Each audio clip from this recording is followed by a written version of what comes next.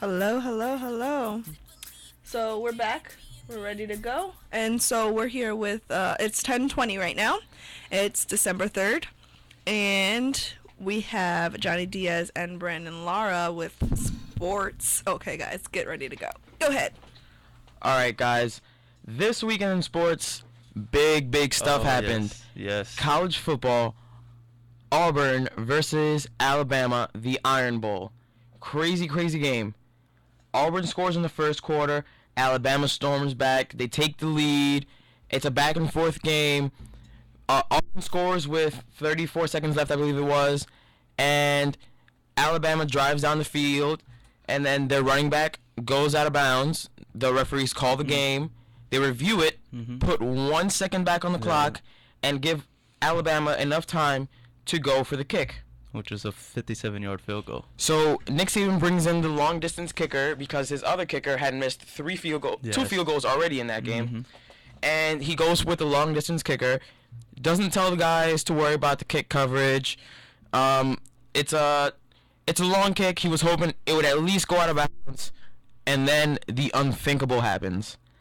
Auburn's return man catches the ball in the end zone, runs it back 108 yards. Unfortunately, in college football, when they run it back in the end zone, they call it 100 yards. But in reality, it was 108 yards. It was probably the craziest finish to any game in the history of sports. Yeah. What do you think about that, Johnny? I mean, the guy's name is Chris Davis, and wow. I mean, I was watching it, and I was very shocked. I mean, I couldn't believe my eyes of what I was seeing, because Auburn, you got to think about, Auburn hasn't been good since 2010, since they won it against Oregon with Cam Newton and Michael Dyer. I mean, they were looking for hope, and this year they proved that hope, that with Marshall and the keys that he has, they can go to try to get to a BCS championship. But for sure, it looks like they might go to the Tostitos Bowl, but we will see. I mean, it really depends if Florida State or Ohio State will lose this week. But Alabama has won it 2 years in a row, and they won it a year before. I believe it was in 2009. And, I mean, talk about slaying out the lion. I mean, Alabama was just, if Nick Saban didn't kind of talk to the refs that there was time left, it would have went over to overtime. Maybe Alabama would have won, or maybe Auburn would have stuck with the one. But, I mean, talk about your heart racing. I mean, this is something that never done before. Nick Saban said in the interview he's never seen this before. It never happened to him before.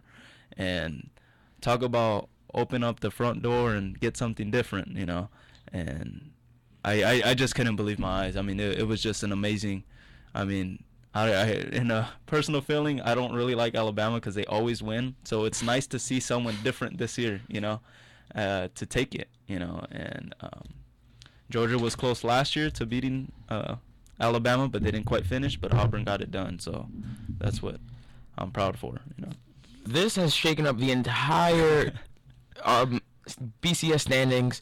Florida State right now is number 1. Ohio State number 2. Auburn number 3, Alabama 4. It is looking like it will be Florida State, Ohio State in the BCS football game, unless, and this is a big if, the Duke Blue Devils can pull off the upset on Florida State. It is a big margin. Duke has not been relevant in college football in a long time, and this year they've played pretty well this year. They made it all the way to the ACC title game. They're 10-2 right now. They're ranked 20th, but still, this will be a huge upset. If Florida State loses this game, it's gonna be we could be talking about Jameis Winston not being the Heisman winner, and it opens a door for a whole bunch of different scenarios in the BCS. We could see Auburn, Ohio State. It's crazy right now. The BCS is in a complete state of chaos. And the other game that we saw was Ohio State versus Michigan. Yes. Talk about a wild game. Yes. Ohio State, big favorites in this game. Michigan plays their heart out. Yeah. They get the game all the way down to the last play, score a touchdown. They're down by 1 point. They go for the 2-point conversion at home, which is a pretty controversial decision when you're at home. Usually teams go for 1 because they have the home field advantage, but the coach for Michigan thought since they had the momentum, it would be a good idea for them to go for the win here. But you know what? In those type of situations, your heart is racing. It's like, what do I need to do? What do I need to do? But Michigan wanted it all. They wanted it all. Their seniors all said that they wanted to go for 2. They wanted, and you got to talk about, that's one of the biggest rivalries in NCAA football. Ohio State versus Michigan. They do not like each other. That's another version of that is UCLA and USC. Did you hear about the coach who who called Michigan? Yeah. And like the fans were upset because he called them by their name. And the fans.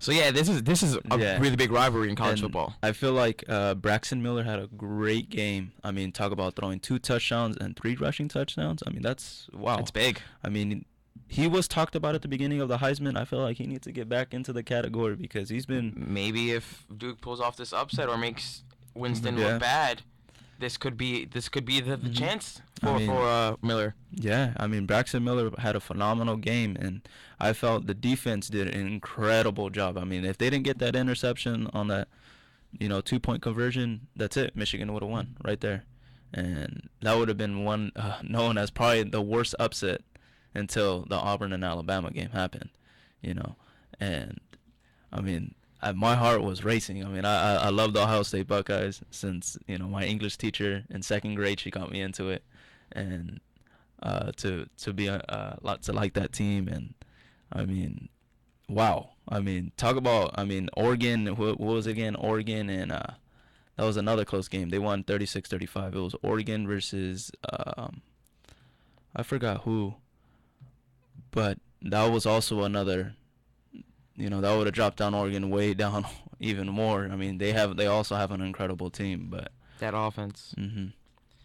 Yeah. Well, now switching gears to the NFL. Yeah. We had a huge game last night. Saints Seahawks battle for home field advantage in the NFC, and the Seahawks absolutely destroy the New Orleans Saints. They broke the noise record again.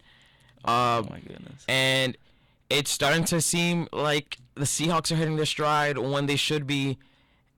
And I don't think that there's a team in the NFC that can beat the Seahawks in the Seahawks' home arena. It is incredibly loud there at the line of scrimmage. It is scary for quarterbacks to have to call an audible. It is hard to hear the play being called in the huddle. And not only that, the Seahawks defense is elite. Richard Sherman is the best cornerback in the league. I know they did have 2 corners get suspended for substance abuse, but still, last night we saw they held the New Orleans Saints. They held Drew Brees to 7 points. He averaged 3.9 yards per pass. That is incredible. Yeah, Drew Brees. You know what? I feel like he's underrated. Drew Brees. He doesn't get talked about the way Tom Brady and Peyton Manning get talked about, but he's definitely, to hold Drew Brees not even once but twice. You got to think about when they won the Super Bowl. The following year they had the Saints had to hold their defense for the Super Bowl, but they lost again. But they had Tim Hasselbeck and they had Marshawn Lynch at that time. Beast mode. That was the last time that Marshawn Lynch was in at home against the Saints. That was the beast mode game. Yeah. That's the game that put Marshawn Lynch on the map. Yeah. That's the first time not the first time, but it put him on the national stage. There's a YouTube video with Marshawn Lynch doing the hand gesture, diving into the end zone, and that game kind of put not only Marshawn Lynch on the map, but the Seattle Seahawks on the map. Where they were serious. Talk about, they just had everything. Russell Wilson, just total package. And I've been saying this since last year. I know everybody's saying that RG3, Andrew Luck are better than Russell Wilson, but Russell Wilson, he can make the throws. He can. He's not flashy. He's not going to wow you with his plays. But if you're running the read option with an elite running back such as Marshawn Lynch, defenses they can't worry about you and Marshawn. They need to pick one. Exactly. And if you want to win, personally, in my opinion, you need to stop Marshawn first Yes. and then worry about the passing game, because right now the Seahawks don't have the elite receivers right now to be making plays out there. Percy Harvin is hurt again. Yeah. And right now the only guys that they have out there are Golden Tate, Sidney Rice, and their tight end Miller. Yeah, Miller and Baldwin. And Doug Baldwin. Yeah. But the thing is that these Seahawks receivers aren't consistent. They can't consistently beat the corners at the line of scrimmage. I know Golden Tate he's a great return man. He makes plays, but he can't consistently beat his guy at the line. And if you can't do that, then it's harder to get the passing game going. Last night he did light up the Saints defense. He did. Rob Ryan is a great defensive coordinator, but Russell Wilson there were just some throws out there where there was no one within 10 yards of the guy. And if the Seahawks have both sides of the ball working, there is not a team in the NFL that can beat them. Yeah, and it all goes down to great coaching. Pete Carroll, I mean, talk about great coaching. I mean, he's looking like he's looking like what he did at USC. They're looking for phenomenal. I mean, I'm just in awe right now because since he's been there, they made it to the playoffs. And they're standing, 10-1 right now? They're 10-1. They have the best record in the NFL right now. I mean, they're serious. I mean, they're not number one. They're 11-1. Yeah, they're 11-1. Excuse me, but in the power rankings, they're number one. I mean, they're number one for a reason because they got a good offense and they got a great defense.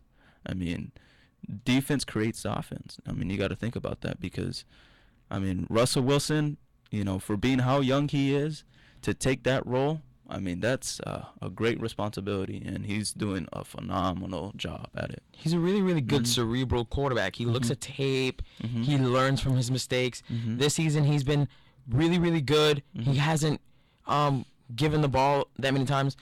The one thing that concerns me about this Seahawks offense is that they do fumble the ball a lot. They fumbled the ball 20 times this year. They haven't allowed recoveries of these fumbles often, but at some point, that ball is just going to take a bounce the other way, and they have to get that fixed. Pete Carroll's a great coach. He needs to clamp down on those mistakes because in the playoffs, every mistake is magnified 100-fold. And if they still have this problem in the playoffs, we could see some team in the NFC sneak past the Seahawks. I really like Detroit. Yeah, Detroit's for that. a good team. Detroit has Calvin Johnson, Brandon Pettigrew, and Reggie Bush. And it'll be hard for the Seahawks to kind of key in on all those guys. Yeah. But let's see how this NFC shakes up. Yeah. The Seahawks are 2 games ahead for home field advantage, so they have it pretty much wrapped up with only 4 games left. Yeah. And if they have home field advantage for the entire playoffs up to the Super Bowl, it's gonna be hard. Yeah, exactly. And I mean, another thing too, let's talk about Denver and Kansas City. I mean, Kansas City has lost already 3 games already? They've lost 3 games, and 2 of those games against the Broncos. Yeah.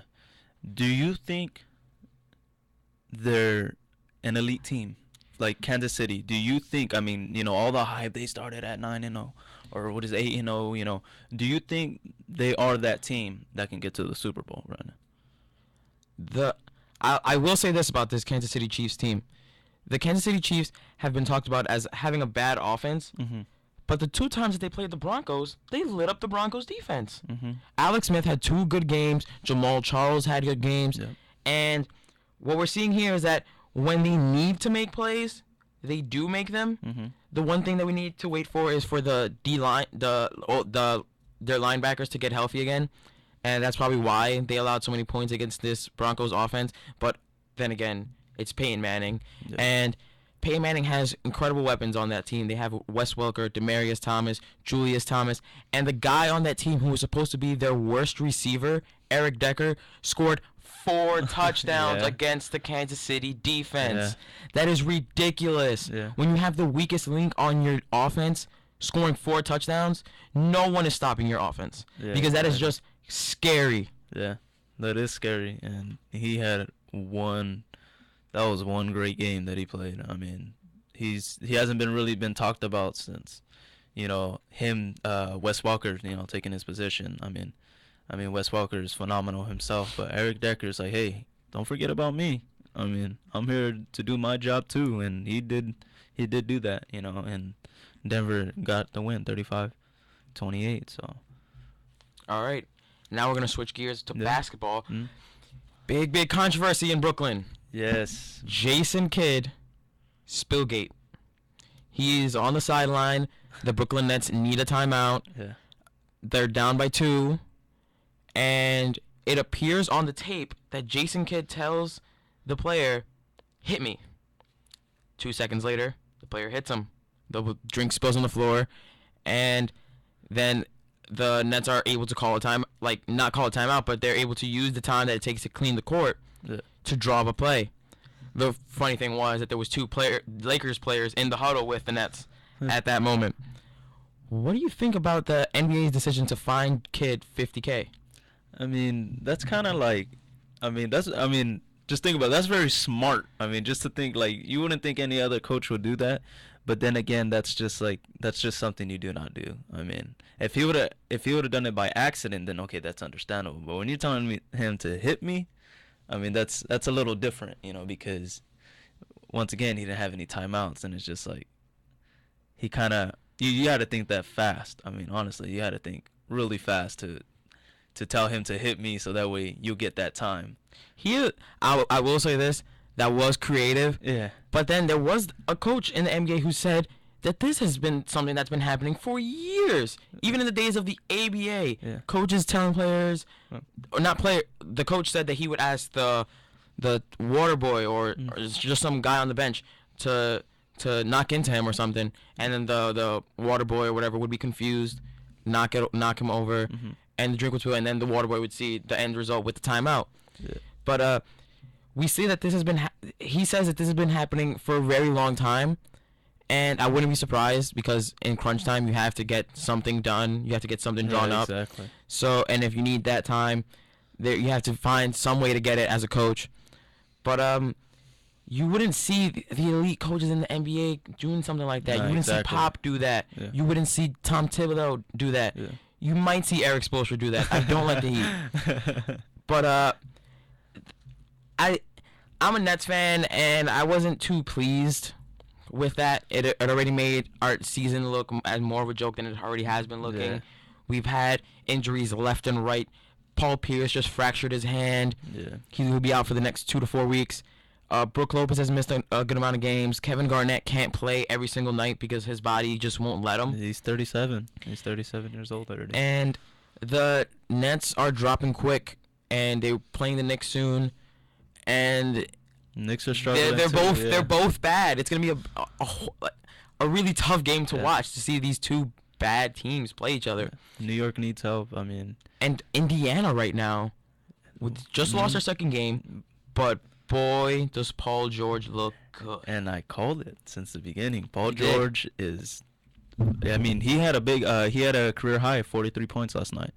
But they still despite the loss, but the way they're starting, they look very, very serious. Like, you know what? Yes, we lost in Game 7 to the Heat in the Eastern Conference, but that's not happening this year. You know, we're getting to the promised land where they need to win the championship. And I feel that Paul George has taken that leadership since Danny Ranger, you know, having a lot of injury issues. You know, I felt like, you know what?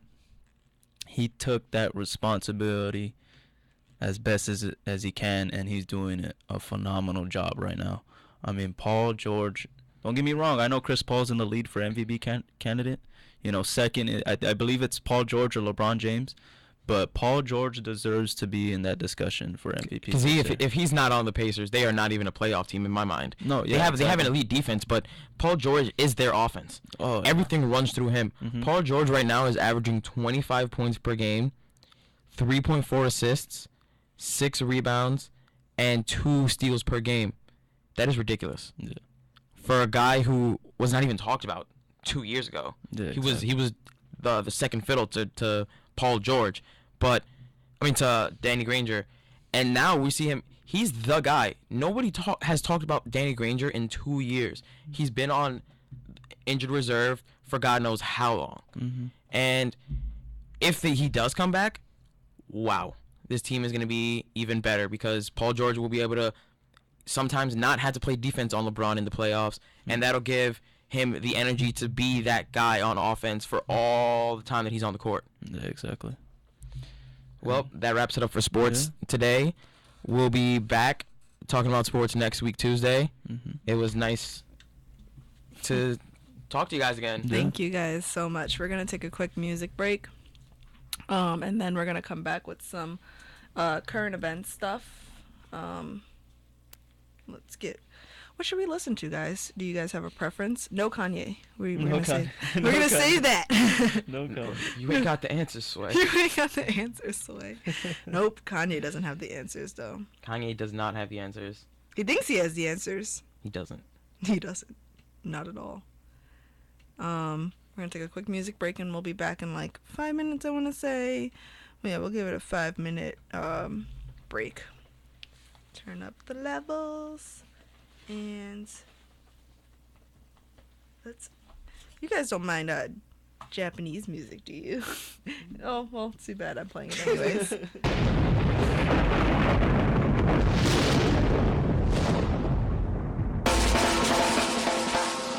最初のさ